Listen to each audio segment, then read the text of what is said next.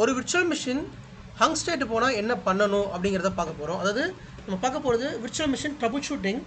Okay, so நம்ம லாஸ்ட்டாக வந்து விர்ச்சுவல் மிஷினில் வந்து பெர்ஃபார்மன்ஸ் இஷ்யூ பார்த்தோம். ஒரு விர்ச்சுவல் மிஷினில் ஸ்லோவாக இருந்துச்சுன்னா நம்ம என்ன பண்ணணும், அது வந்து பெர்ஃபார்மன்ஸ் ஸ்லோவாக இருந்துச்சுன்னா என்ன பண்ணணும்னு சொல்லி பார்த்தோம். இப்போ இந்த செஷனில் ஒரு விர்ச்சுவல் மிஷின் ஹங் ஸ்டேட் போயிடுச்சு, சரியா? அப்போ அது ஹங்க் அப்படின்னா விர்ச்சுவல் மிஷின் வந்து அப்படியே ஸ்டன்னாகி நிற்கிறது. இப்போ உதாரணத்துக்கு நீங்கள் லேப்டாப் யூஸ் பண்ணிகிட்டே இருக்கீங்க, உங்கள் லேப்டாப் ஹேங் ஆயிடுச்சு அப்படின்னு சொல்லுவீங்க, ரைட்டா? அப்படி ஹேங் ஆயிடுச்சு அப்படின்னு சொன்னீங்கன்னா எதுவுமே ஒர்க் ஆகாது, இந்த மவுஸ் எதுவுமே மூவ் ஆகாது, அப்படியே ஸ்டன்னாகி அப்படியே நிற்கும். அப்போ திருப்பி அதை எப்படி நீங்கள் பேக் கொண்டு வரணும்னா எகைன் நீங்கள் வந்து ஷட் டவுன் பண்ணணும். கம்ப்ளீட்டாக அந்த பவர் பட்டனை வந்து ப்ரெஸ் பண்ணுவீங்க. ப்ரெஸ் பண்ணிவிட்டு மறுபடியும் நீங்கள் அந்த பவர் பட்டன் ஆன் பண்ணுவீங்க. ஓகே, இதை வந்து ஹேங்குன்னு நீங்கள் சொல்லுவீங்க. இப்போ விர்ச்சுவல் மிஷினை பொறுத்த வரைக்கும் இதை வந்து ஹங் ஸ்டேட்னு நம்ம வந்து சொல்லுவோம். ஒரு விர்ச்சுவல் மிஷின் ஹங் ஸ்டேட்டில் இருந்தால் என்னென்ன ஆகும் அப்படிங்கிறத நம்ம வந்து இப்போ பார்க்கலாம். ஃபஸ்ட்டு ஒரு விர்ச்சுவல் மிஷின் ஹங் ஸ்டேட்டில் இருக்குது அப்படிங்கிறது எப்படி பார்க்கலான்னா, ஒரு மெயில் நமக்கு வரும். என்னென்னு வரும்னா, ஹாய் டீம், என்னால் சர்வர் ஆக்சஸ் பண்ண முடியலை. இப்போ ஒரு அப்ளிகேஷன் டீமோ அல்லது டேட்டாபேஸ் டீமோ இருப்பாங்க, அந்த பர்டிகுலர் அப்ளிகேஷன் ஓனர்ஸ் இருப்பாங்க. அவங்க நமக்கு ஒரு மெயில் பண்ணுவாங்க. மெயில் பண்ணிவிட்டு என்னால் சர்வர் ஆக்சஸ் பண்ண முடியலை, என்னென்னு செக் பண்ணுங்கன்னு சொல்லுவாங்க. ஸோ நம்ம அல்டிமேட்டாக வந்து செக் பண்ணக்கூடிய இடம் என்ன அப்படின்னா, ஒரு சர்வர் இருக்குன்னா அந்த சர்வர் பிங் பண்ணி பார்க்கலாம். ஓகே, ஸோ நம்ம சர்வர் வந்து பிங் பண்ணி பார்ப்போம். பிங் பண்ணி பார்த்துட்டு தென் அல்டிமேட்டாக செக் பண்ண வேண்டியது விசென்டரில் அந்த சர்வர் நேம், அந்த விஎம் நேமை நம்ம இங்கே என்ட்ரி பண்ணுவோம். என்ட்ரி பண்ணிவிட்டு இந்த விஎம் நேம் ஓப்பன் பண்ணி லான்ச் வெப் கன்சோல் கொடுங்க. லான்ச் வெப் கன்சோல் அப்படின்னு கொடுக்குறப்ப உங்களுக்கு அந்த விர்ச்சுவல் மிஷின் ஹங்கில் இருக்கா இல்லையான்னு கண்டுபிடிக்கணும். ஓகே, ஸோ அது எப்படி கண்டுபிடிக்குது அப்படின்னு சொல்கிறேன். ஸோ இப்போ இந்த விஎம் இருக்குது அப்படின்னா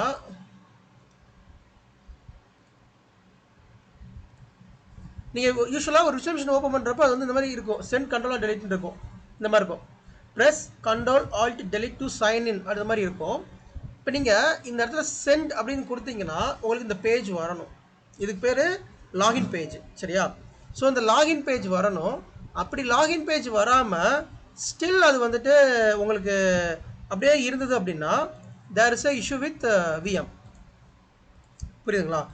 இப்போ இந்த இடத்துல நான் சென்ட் கண்ட்ரோலாக டெலிட் கொடுத்த உடனே எனக்கு லாகின் பேஜ் வருது. இதில் என்னால் பாஸ்வேர்ட் டைப் பண்ண முடியும், சரியா? இப்போ இது ஹங்கில் இருந்தது அப்படின்னா நீங்கள் கண்ட்ரோலால் டெலிட் கொடுத்தீங்கன்னா எதுவுமே ஒர்க் ஆகாது, அது அப்படியே நிற்கும். விச் மீன்ஸ் எதுவுமே பண்ண முடியாது. இது விண்டோஸ் சர்வர்கள். இதே ஃபிசிக்கல் சர்வராக இருந்தாலும் லினக்ஸ் சர்வராக இருந்தாலும் இதே தான். லினக்ஸ் சர்வரை பொறுத்த வரைக்கும் கண்ட்ரோல் டெலிட் நீங்கள் கொடுக்கக்கூடாது, நல்லா ஞாபகம் வச்சுக்கோங்க. விண்டோஸ் சர்வருக்கு மட்டும்தான் கண்ட்ரோல் ஆல் டெலிட் கொடுக்கணும்.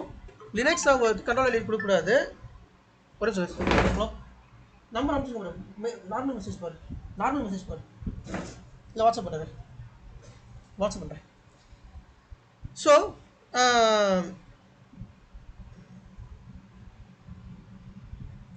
லினக்ஸ் மிஷினாக இருந்துச்சு அப்படின்னா கண்ட்ரோல் ஆல் டெலிட் கொடுக்கக்கூடாது. நீங்கள் என்ன பண்ணணும் அப்படின்னா ஜஸ்ட் அதை உள்ள கிளிக் பண்ணிவிட்டு கீபோர்டில் என்டர் ப்ரெஸ் பண்ணுங்கள், சரியா? அப்படி ப்ரெஸ் பண்ணால் லாகின் அப்படின்னு காமிக்கணும். அப்படி லாகின் அது காமிக்கலை, அப்படியே நிற்கிது அப்படின்னா ஏதோ ஹங்கில் தான் இருக்குது அப்படின்னு வந்து அது அர்த்தம். ஓகே, ஸோ ஹங்கில் இருந்தால் ஃபஸ்ட் நம்ம என்ன பண்ணணும் அப்படிங்கிறத இப்போ வந்து பார்க்க போகிறோம். ஹங்கில் இருக்குது அப்படின்னா விஎம் ஆக்சஸ் பண்ண முடியாது, ரீச்சபிள் ஆகாது. அது எப்படி சொல்கிறது,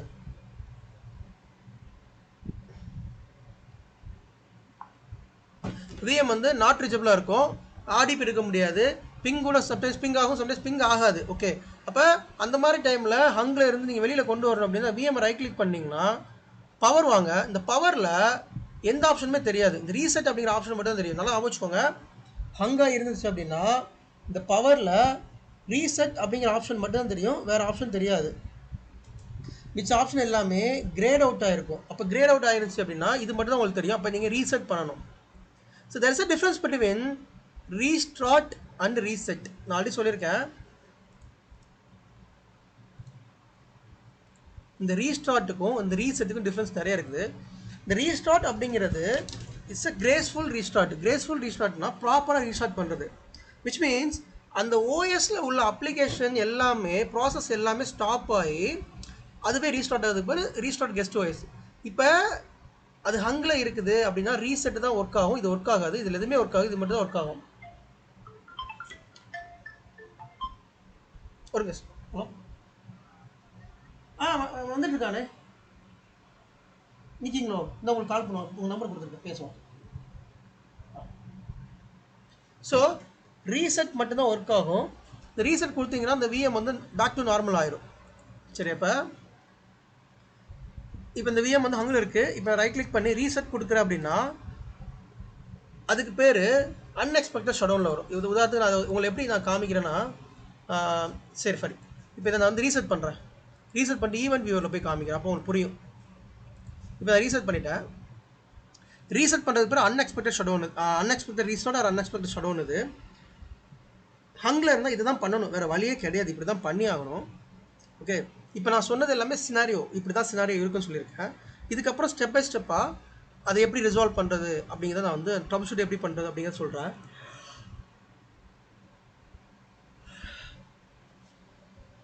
இப்போ ஹங்கில் போயிடுச்சு ஒரு சர்வர், ஹங்கில் போயிடுச்சுன்னா என்ன ரீசனுக்காக ஹங்கில் போயிருக்கு, ஒன்ஸ் இது பேக் வந்துடும். பேக் வந்ததுக்கப்புறமா மறுபடியும் ஹங் ஸ்டேட் போகிறதுக்கான சான்சஸ் நிறைய இருக்குது. ஓகே, அப்போ திருப்பி ஹங் ஸ்டேட் ஆகும். அப்போ அதுக்கு முன்னாடி நம்ம வந்து என்னன்னு பார்க்கணும்.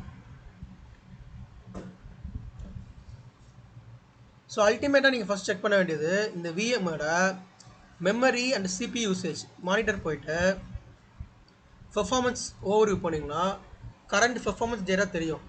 இதில் சிபியூ அண்ட் மெமரி யூசேஜ் எவ்வளோ இருக்குன்னு பாருங்கள். சப்போஸ் மெமரி 100% இருந்தாலோ அல்லது சிபியூ 100% யூட்டிலைசேஷன் இருந்தாலோ கண்டிப்பாக ஹங்கில் தான் போகும். சரியா? அப்படி ஹங்கில் போச்சு அப்படின்னா அது எப்படி நம்ம ரிசால்வ் பண்ணுறது?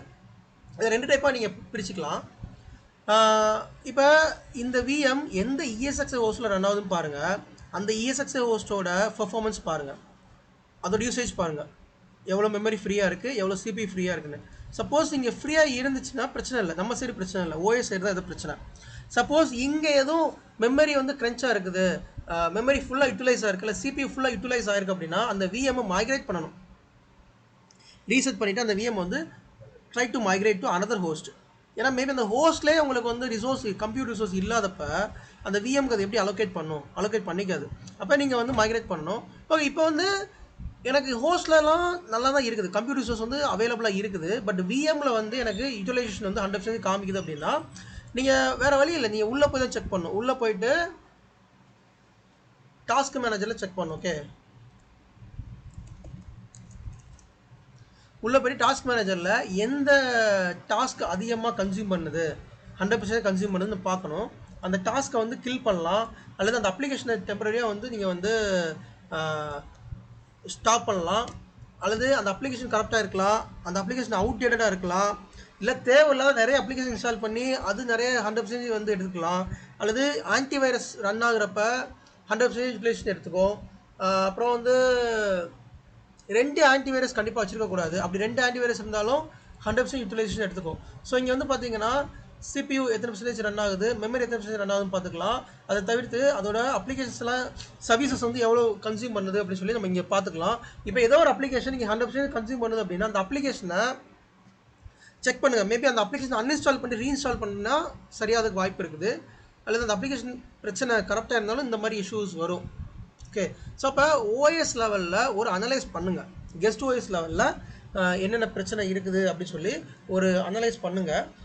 மேக்ஸிமம் ஒரு 80% வந்து இந்த மாதிரி சிபியூ மெமரி வந்து இந்த மாதிரி பிரச்சனை வந்தால் தான் அடிக்கடி இந்த மாதிரி ஹங் ஸ்டேட் போகும். அதை நான் அடிக்கடி பார்த்துருக்கேன். இது one of the main reason. அதுக்கப்புறம் சி டிரைவ் ஸ்பேஸு, இந்த விர்ச்சுவல் மிஷினோட சி டிரைவ் இருக்கு இல்லையா, அந்த சி டிரைவ் ஃபுல் ஆயிடுச்சுனாலும் ஹங் ஸ்டேட் போயிடும். நான் ஆல்ரெடி சொல்லியிருக்கேன், மெனி டைம்ஸ் நான் சொல்லியிருக்கேன், சி டிரைவில் எப்போயுமே ஃபேஸ் வந்து நம்ம வந்து ஃப்ரீயாக வச்சுருக்கணும், ஒரு 20% ஸ்பேஸ் ஃப்ரீயாக வச்சுருக்கணும். சி டிரைவில் 100 GB 100 GB ஃபுல்லாக யூட்டிலைஸ் ஆயிடுச்சு அப்படின்னா நம்மளால் எதுவுமே பண்ண முடியாது, அது ஹங் ஸ்டேட் போயிடும். அப்போ அதுக்கு ஒரே ஒரு வழி, அதில் என்ன ஃபைல் இருக்கோ அன்வான்ட் ஃபைலை உடனே டெலீட் பண்ணுங்கள், அல்லது சி டிரைவ் ஸ்பேஸை இன்க்ரீஸ் பண்ணுங்கள். ஒரு 10 GB இன்க்ரீஸ் பண்ணிவிட்டு அதுக்கு டெலீட் பண்ணுங்கள், ஒன்றும் பிரச்சனை இல்லை. பட் அவர்கிட்ட சி டிரைவ் ஃபுல்லானா ஹங்கில் தான் போகும், ஹங்கில் போகிறதுக்கான நிறைய சான்சஸ் வந்து இருக்குது.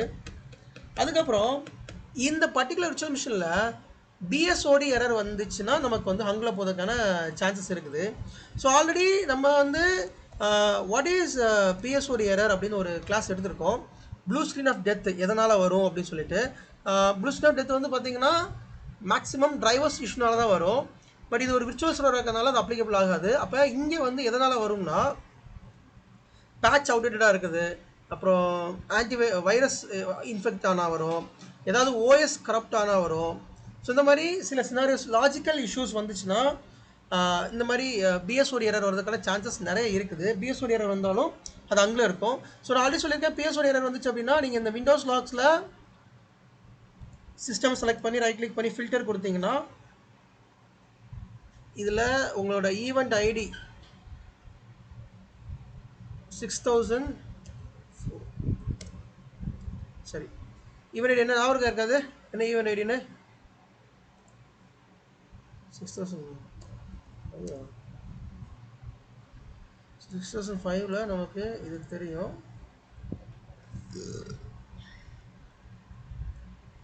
ஸோ 1074 அப்படின்னு ஒரு ஈவெண்ட் ஐடி இருக்குது. அந்த எந்த event ID? Can anyone recall what is the event ID? 6008 unexpected shutdown. Yeah, this is 6008. நான் மறந்துட்டேன். ஓகே, 6008 போனீங்கன்னா உங்களுக்கு தெரியும் அன்எக்ஸ்பெக்டட் ஷட்டவுன் வந்து எப்போ ஆயிருக்கு. அப்புறம் இன்னொரு ஈவெண்ட் ஐடி சொன்னேன் 41 இன்னொரு ஈவெண்ட் ஐடி. ஆமாம், சிஸ்டம் கிராஷ். ஸோ 41 ஈவெண்ட் ஐடியை போயிட்டு 41 அப்படி நீங்கள் போனீங்கனாலும் உங்களுக்கு சிஸ்டம் கிராஷ் ஆனால் அது உங்களுக்கு தெரியும் என்ன அன்எக்ஸ்பெக்டட் ஆயிருக்கா அப்படின்னு சொல்லிட்டு. இன்னொரு ஈவெண்ட் சொல்லியிருப்பேன், ப்ளூ ஸ்க்ரீன் எரர் இருக்கு. What is the blue screen error event ID? 1001 நீங்கள் வந்து இதில் அப்ளை பண்ணிங்கன்னா சப்போஸ் பிஎஸ்ஓடி எரர் இருந்துச்சுன்னா உங்களுக்கு அது காமிக்கும். இதில் இப்போ இல்லை, அதனால் எம்டியாக இருக்குது. இருந்துச்சுன்னா இந்த இடத்துல காமிக்கும். சரியா? ஓகே. ஸோ இப்படி தான் நீங்கள் வந்து இதை வந்து செக் பண்ணணும், பிஎஸ்ஓடி எரர் இருக்கா இல்லையாங்கிறது இப்படி தான் செக் பண்ணணும். அண்ட் அனதர் திங், ஹங்கில் போகிறதுக்கான சான்சஸ் வந்து ஓஎஸ் கரப்டாக இருந்தால் மேபி ஹங்கில் போகிறதுக்கான சான்சஸ் வந்து இருக்குது. ஓஎஸ் கரப்டாக இருக்குது அப்படின்னா போகிறதுக்கு சான்சஸ் இருக்குது. அப்புறம் பேட்ச் இஷ்யூ, லைக் நீங்கள் பேட்ச் இன்ஸ்டால் பண்ணியிருப்பீங்க, லேட்டஸ்ட் பேட்ச் இன்ஸ்டால் பண்ணியிருப்பீங்க, மேபி பேட்ச் கூட கரப்ட் பண்ணி விட்ரும். ஓகே, அல்லது இந்த பேட்ச்னால லேட்டஸ்ட் பேட்ச்னால கூட நமக்கு வந்து விஎம் வந்து ஹங் ஸ்டேட் போகிறதுக்கான சான்சஸ் வந்து இருக்குது. அப்புறம் டேட்டா ஸ்டோர், இந்த விர்ச்சுவல் மிஷின் எந்த டேட்டா ஸ்டோரில் ரன் ஆகுதோ அந்த டேட்டா ஸ்டோரில் ஃப்ரீ ஸ்பேஸ் இருக்கணும். இந்த டேட்டா ஸ்டோரில் ஃப்ரீ ஸ்பேஸ் இல்லை, ஆல்மோஸ்ட் ஃபுல் ஆயிடுச்சு அப்படின்னாலும் விஎம் ஹங்கில் போயிடும். நான் ஆல்ரெடி சொல்லியிருக்கேன், டேட்டா ஸ்டோர் வந்து எப்போயுமே ஸ்பேஸ் நம்ம மெயின்டைன் பண்ணணும். அப்படி ஃப்ரீ ஸ்பேஸ் மெயின்டைன் பண்ணலாட்டி ஒன்று விஎம் ரீபூட் பவர் ஆஃப் ஆயிரும், ஆட்டோமேட்டிக்காக பவர் ஆஃப் ஆயிரும், அல்லது ஹங் ஸ்டேட் போயிடும். இந்த ரெண்டு சான்சஸுமே ரொம்ப ரொம்ப இருக்குது. ஸோ டேட்டா ஸ்டோரில் எவ்வளோ ஃப்ரீ ஸ்பேஸ் இருக்குதுன்னு சொல்லி நீங்கள் வந்து செக் பண்ணிக்கோங்க. செக் பண்ணி இதை வந்து பாருங்கள். Sometimes VMR tool R hardware version இது வந்து அவுட்டேட்டட் ஆனாலும் அதுக்கான சான்சஸ் இருக்குது. நீங்கள் வந்து ஹங் ஸ்டேட் போயிடுச்சு அப்படின்னா இதே ஒரு செக் பண்ணிக்கோங்க, அந்த விஎம்ஆர் டூல் எல்லாமே ப்ராப்பராக இருக்கா, கரண்ட் வெர்ஷன் இருக்கா, ஹார்ட் வெர்ஷன் கரண்ட் வெர்ஷன் இருக்காங்க வந்து செக் பண்ணிக்கோங்க. அப்புறம் முக்கியமாக டிஸ்க் கன்சாலிடேஷன் எரர். நான் ஆல்ரெடி டிஸ்க் கன்சாலிடேஷன் எரருக்கு ஒரு கிளாஸ் எடுத்திருக்கேன், what is disk consolidation error அப்படின்னு சொல்லிட்டு. ஸோ டிஸ்க் கன்சாலிடேஷன் எரர் வந்துச்சு அப்படின்னா கண்டிப்பாக ஹங் ஸ்டேட் போகிறதுக்கான சான்சஸ் நிறைய இருக்குது. எல்லா டைமும் ஹங் ஸ்டேட் போகும்னு சொல்ல முடியாது, ஆனால் சான்சஸ் இருக்குது. ஏன்னா ரீசெண்டாக நான் 4 நாளைக்கு முன்னாடி ஒரு இஷ்யூ பார்த்தேன். ஒரு விஎம் ஹங் ஸ்டேட் போயிடுச்சு, யூசர் வந்து மெயில் பண்ணுறான், எங்களால் ஆக்சஸ் பண்ண முடியல சொல்லி ஒரு மெயில் பண்ணுறான். போயிட்டு என்னென்னு பார்த்தா விஎம் வந்து ஹங்கில் இருக்குது. ஓகே, பட் அந்த விஎம் எதுவுமே பண்ண முடியல. யூஸ்வலாக அந்த விஎம் ரைட் கிளிக் பண்ண ரீசெட் அப்படிங்கிற ஆப்ஷனாக தெரியும், அதுவுமே பண்ண முடியல. ஏன்னா பேக் எண்டில் டிஸ்க் கன்சலேஷன் எரர் வந்து ரன் ஆயிருக்கு. Which means daily backup run ஆகுது இல்லை, டெய்லி பேக்கப் ரன் பண்ணுறப்ப அதுவே ஒரு ஸ்னாப்ஷாட் எடுக்கும், அதுவே டெலிட் பண்ணும். அப்படி அது ஸ்னாப்ஷாட் எடுத்து திருப்பி டெலிட் பண்ணுறப்ப கன்சாலிடேட் பண்ணுறப்ப என்னாச்சுன்னா ஃபெயில்ட் ஆயிடுச்சு. ஃபெயில் ஆகி அது அப்படியே ஹங்கில் நின்றுச்சு. அப்போ அந்த விஎம் வந்து இன்ஆக்சசபிள் ஸ்டேட் போயிடுச்சு, லாக் ஆயிடுச்சு. அப்புறம் அந்த விஎம் லாக் எடுத்துகிட்டு அதுக்கடுத்து ரெக்கவர் பண்ணுறதுக்கு ஒரு 4 மணி நேரம் 5 மணி நேரம் ஆயிடுச்சு. ஸோ டிஸ்கன்சலேஷன் எரர் வந்தாலும் ஹங்கில் போகிறதுக்கான சான்சஸ் வந்து நிறைய பாசிபிலிட்டிஸ் இருக்குது. அதையுமே நீங்கள் வந்து செக் பண்ணிக்கோங்க. ஓகே, அப்போ என்னோட சர்வர் என்னோட விர்ச்சுவல் மிஷின் ஹங்கில் போகக்கூடாது, அது எப்பயுமே நல்லா இருக்கணும் அப்படின்னா there is a solution.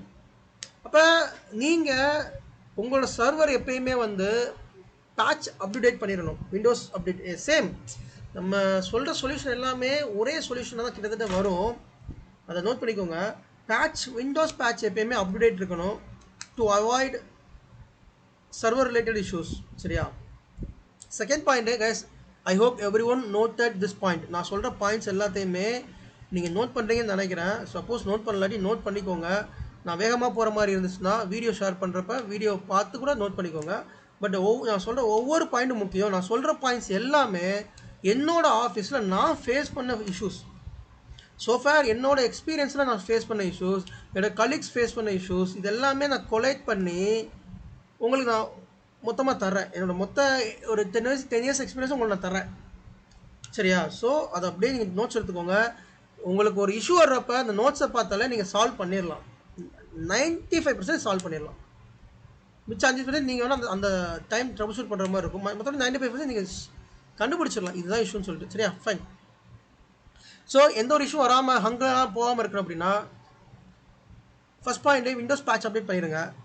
Second point அந்த விர்ச்சுவல் மிஷினோட விஎம் டூல் எப்பயுமே ஒரு 6 மாதம் இருக்கா விஎம் டூலை அப்டேட் பண்ணுங்கள். எப்பயுமே வந்து விஎம் டூல் வந்து 6 மாதம் ரிலீஸ் பண்ணிகிட்டே இருப்பான் வெர்ஷன் வந்து. ஸோ 6 மாதம் விஎம் டூல் வந்து அப்டேட் பண்ணிகிட்டே இருங்க. ஹார்ட்வேர் சப்போஸ் நீங்கள் 7.0 8.0 நீங்கள் வந்து அப்டேட் பண்ணிக்கிங்கன்னா ஹார்ட்வேர் வெர்ஷன் வந்து அப்டேட் பண்ணாமல் இருந்தால் ஹார்ட்வேர் வெர்ஷனை வந்து நீங்கள் அப்டேட் பண்ணுங்கள். ஸோ இங்கே தெரியும் ஹார்ட்வேர் வெர்ஷன் என்னன்னு சொல்லிட்டு. இந்த ஹார்ட்வேர் வெர்ஷன் வந்து நீங்கள் வந்து அப்டேட் பண்ணணும். அப்புறம் ஒரு 2 months ஒர்க்கா இல்லை 3 months ஒர்க்கா சர்வர் ரீபூட் பண்ணுறது ரொம்ப முக்கியம். நீங்கள் பேட்ச் அப்டேட் பண்ணுறப்போ ஆப்வியஸாக ரீபூட் பண்ணுவீங்க. சப்போஸ் அது பேட்ச் அப்டேட் பண்ணலன்னா கண்டிப்பாக சர்வர் ரீபூட் பண்ணுங்கள். அது ரொம்ப ஹெல்த்தி, சர்வர் ஹெல்த்தியாக இருக்க ரொம்ப ரொம்ப முக்கியம். 100% CPU மெமரியை வந்து நீங்கள் அவாய்ட் பண்ணணும் அப்படின்னா அந்த அப்ளிகேஷன் என்ன டிமாண்ட் பண்ணுதுன்னு பாருங்கள். நம்ம வந்து ஒரு SQL அப்ளிகேஷன் இன்ஸ்டால் பண்ணிருக்கல, SAP அப்ளிகேஷன் இன்ஸ்டால் பண்ணியிருக்கோன்னா அந்த அப்ளிகேஷன் டிமாண்ட் பண்ணுற அளவுக்கு அதுக்கு ரிசோர்ஸ் இருக்கணும். நீங்கள் வந்து ஒரு 16 GB RAM கொடுத்துட்டு ஒரு பெரிய அப்ளிகேஷன் நீங்கள் போட்டிங்க அப்படின்னா பத்தாது, சர்வருக்கு பத்தாது. அப்போ அந்த அப்ளிகேஷன் என்ன அப்ளிகேஷனோ அதுக்கேற்ற மாதிரி நீங்கள் வந்து மெமரி கொடுக்கணும், CPU கொடுக்கணும். நீங்கள் ஒரு SQL SAP போட்டுட்டு கம்மியான RAM கொடுத்தீங்கன்னா பத்தாது. அப்போ அதோட ரிசோர்ஸ் அப்ளிகேஷனுக்கு ஏற்ற மாதிரி அதோட ரிசோர்ஸ் அதோட யூசேஜுக்கு ஏற்ற மாதிரி ரிசோர்ஸ் கரெக்டாக இருக்கான்னு பார்த்துக்கோங்க. CPU மெமரியை வந்து இன்க்ரீஸ் பண்ண முடியுதான் பாருங்கள். And always make sure that உங்கள் சிஸ்டமில் தேவையில்லாத அப்ளிகேஷன்ஸ் இருந்தால் சர்வரில் இருந்தால் அன்இன்ஸ்டால் பண்ணிடுங்க. ஃபார் எக்ஸாம்பிள் ஒரு அப்ளிகேஷன் வந்து நம்ம யூஸ் பண்ணியிருப்போம், அது அவுடேட்டடாக இருக்கும், அது போல் வேறு ஒரு அப்ளிகேஷன் நம்ம யூஸ் பண்ணுவோம். அப்போ அந்த பழைய அப்ளிகேஷனை நீங்கள் வந்து ஆப்வியஸாக அன்இன்ஸ்டால் பண்ணணும். பண்ணால் தான் அந்த பழைய டேட்டா எல்லாமே ஃப்ளஷ் ஆகும், லாக்ஸ் எல்லாம் ரொட்டேட் ஆகும். அது யூஸ்வலாகவே ஒரு அப்ளிகேஷன் இருந்துச்சுன்னா பேக் எண்டில் ப்ராசஸ் ஓடிக்கிட்டே இருக்கும். அப்போ அது வந்து ஒரு CPU மெமரியை கன்சியூம் பண்ணிக்கிட்டே இருக்கும். அப்போ த பெட்டர் அன்யூஸ்டு அப்ளிகேஷனை அன்இன்ஸ்டால் பண்ணுறது தான் பெட்டர். அது அவுடேட்டடாக இருந்தாலும் சரி, இல்லை ஏதோ யூஸ் பண்ணாமல் வச்சுருக்கீங்கன்னா அன்இன்ஸ்டால் பண்ணிடுங்க. ஓகே, ஸோ இதுதான் வந்து சம் சொல்யூஷன்ஸ். அப்புறம் மேக் ஷுர் தட் 2 ஸ்னாப்ஷாட் இருக்கவே கூடாது. முக்கியமாக பேக்கப் ஜாப் ரன் பண்ணுறப்ப ஸ்னாப்ஷாட்டே இருக்கக்கூடாது. சம்டைம்ஸ் பேக்கப் ஜாப் ரன் பண்ணுறப்ப ஸ்னாப்ஷாட் இருந்துச்சுனாலும் பிரச்சனை வரும். ஏன்னா அதை கன்சால்டேட் பண்ணுறப்ப இஷ்யூ வந்து டிஸ்கன்சலேஷன் எரர் வரதுக்கான சான்சஸ் நிறைய இருக்குது. ஸோ 2 ஸ்னாப்ஷாட்டு மேலே வச்சுக்கிடாதீங்க. ஒரு ஸ்னாப்ஷாட்டை மேக்ஸிமம் 1 நாள் இல்லை 2 நாளைக்கு மேலே வச்சுக்கிடாதீங்க. ஸோ இதெல்லாமே இந்த சொல்யூஷன் எல்லாமே நீங்கள் ஃபாலோ பண்ணிங்கன்னா you can prevent the issue. இந்த இஷ்யூ வரதுக்கு முன்னாடி நீங்கள் தடுத்துடலாம். புரியுதுங்களா உங்களுக்கு? ஒரு இஷ்யூ வந்தால் தான் நம்ம வந்து இதில் ஒர்க் பண்ணணும் அவசியம் இல்லை. இப்போ நீங்கள் ஒரு அட்மினிஸ்ட்ரேட்டராக இருக்கீங்க, உங்கள் கையில் வந்து ஒரு செட்டப் கொடுத்துருக்காங்க, ஒரு 500 சர்வர்ஸை நீங்கள் மேனேஜ் பண்ணுறீங்க vCenterல. அப்போ அந்த 500 சர்வருக்கும் நீங்கள் தான் ரெஸ்பான்சிபிள். அந்த 500 சர்வருக்கும் அந்த 500 VMக்கும் எந்த இஷ்யூ வந்தாலும் யூ ஆர் த ரெஸ்பான்சிபிள். அப்போ இஷ்யூ வந்தால் நீங்கள் தான் ரெஸ்பான்சிபிள். இப்போ இஷ்யூ வராமல் இருக்கிறதுக்கு என்ன பண்ணணும்னு சொல்லி முதலே பாருங்கள். ESXை அப்டேட் பண்ணுங்கள், ESXை அடிக்கடி ரீபூட் பண்ணுங்கள், VM டூல் அப்டேட் பண்ணுங்கள், விண்டோஸ் பேட்சிங் பண்ணுங்கள். இதெல்லாமே நீங்கள் வந்து ரெகுலராக பண்ணிக்கிட்டே இருந்தாலே ஆட்டோமேட்டிக்காக எந்த ஒரு இஷ்யூ வராமல் ஹெல்த்தியாக ரன் பண்ணலாம். சரிங்களா? அதே மாதிரி டேட்டா ஸ்டோர் ஸ்பேஸை வந்து மானிட்டர் பண்ணிகிட்டே இருக்கணும். டேட்டா ஸ்டோர் ஃபுல்லாகிடக்கூடாது. இதெல்லாம் ப்ரீகாஷனாக நீங்கள் பண்ணுறப்ப இஷ்யூஸ் ஒரு ப்ரொடக்ஷன் அவுட்டேஜை தவிர்க்கலாம். முக்கியமாக ஒரு ப்ரொடக்ஷன் அவுட்டேஜ் ஆயிடுச்சு. இப்போ நான் நேற்று சொன்னேன்ல 4 நாளைக்கு முன்னாடி ஒரு இஷ்யூ வந்துச்சுன்னு, ஆல்மோஸ்ட் அந்த ப்ரொடக்ஷன் வந்து ஒரு 5 ஹவர்ஸ் டவுன் ஆயிடுச்சு. ஏன் அப்படின்னா அது நான் சொல்லியிருக்கேன் 5 TB VM, அது ஒரு டேட்டாபேஸ் VM 5 TB VM. அது டெய்லி பேக்கப் ஜாப் ரன் பண்ணுறப்போ ஏதோ இஷ்யூ வந்துருச்சு, டிஸ்கன்சலேஷன் ஆகி போச்சு. அதை டெலிட் பண்ணுறதுக்கு ஒரு 2 மணி நேரம் ஆயிடுச்சு, அதை ரெக்கவர் பண்ணுறதுக்கு 1 மணி நேரம் சொல்லிட்டு ஆல்மோஸ்ட் ஒரு 5 ஹவர்ஸ் ஆயிடுச்சு. 5 ஹவர்ஸ் ப்ரொடக்ஷன் அவுட்டேஜ். ஸோ அப்போ இந்த ப்ரொடக்ஷன் அவுட்டேஜ் நம்ம அவாய்ட் பண்ணணும் அப்படின்னா ப்ரீகாஷனாக சில ஸ்டெப்ஸ் எடுக்கணும். இதேமாரி அவுட்டேஜ் வரும், அது ரொம்ப கம்மியான ரேர் கேஸ் சினாரியோவில் தான் வரும். ஓகே, ஸோ நம்ம லேர்ன் ஃப்ரம் மிஸ்டேக்னு சொல்லுவோம். Of course learn from mistakes, but மிஸ்டேக்ஸை அவாய்ட் பண்ணுறது எப்படி அப்படிங்கிறத நீங்கள் முதலே பார்த்துட்டீங்க அப்படின்னா உங்களோட ஆஃபீஸில் நீங்கள் பெஸ்ட் பெர்ஃபார்மராக இருப்பீங்க. நான் சொல்கிறதெல்லாம் நீங்கள் அப்ளை பண்ணிங்கன்னா டாப் பெர்ஃபார்மராக இருப்பீங்க உங்கள் ஆஃபீஸில் நீங்கள். ஃபைன் கேஸ், இதில் தான் டவுட்ஸ் இருந்தால் கேளுங்க, நெக்ஸ்ட் போகலாம்.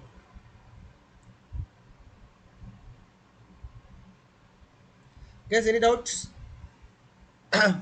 Everyone clear? Guys, anyone acknowledge? Guys, please clear. acknowledge. Yeah.